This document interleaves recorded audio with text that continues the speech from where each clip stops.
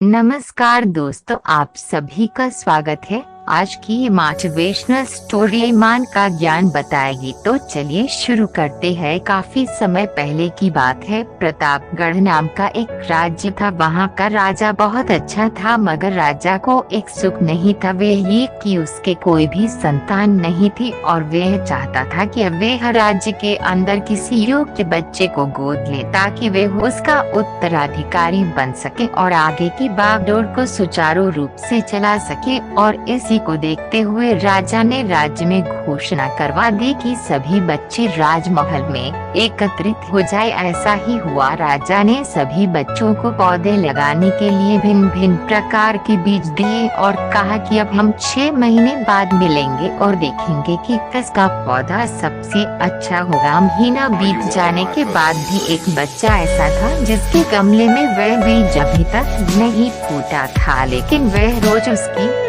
देखभाल करता था और रोज पौधे को पानी देता था। देखते ही देखते 3 महीने बीत गए। बच्चा परेशान हो गया। तभी उसकी माँ ने कहा कि बेटा धैर्य रखो, कुछ बीजों को फलने में ज्यादा वक्त लगता है। और वह पौधे को सींचता रहा। 6 महीने हो गए। राजा के पास जाने का समय आ चुका था, लेकिन वह डर हुआ था कि सभी बच्चों के गमलों में तो पौधे होंगे और उसका गमला खाली होगा। लेकिन वह बच्चा ईमानदार था और सारे बच्चे राजमहल में आ चुके थे। कुछ बच्चे जोश से भरे हुए थे क्योंकि उनके अंदर राज्य का उत्तराधिकारी बनने की प्रबल लालसा थी। अब राजा ने आदेश दिया, सभी बच्चे अपने अपने गमले दिखाने लगे, मगर एक बच्चा सहमा हुआ था क्योंकि उसका गमला खाली था। तभी राजा की नजर उस गमले पर गई। उसने पूछा, तुम्हारा गमला तो खाली है। तो उसने कहा, लेकिन मैंने इस गमले की 6 महीने तक देखभाल की है। राजा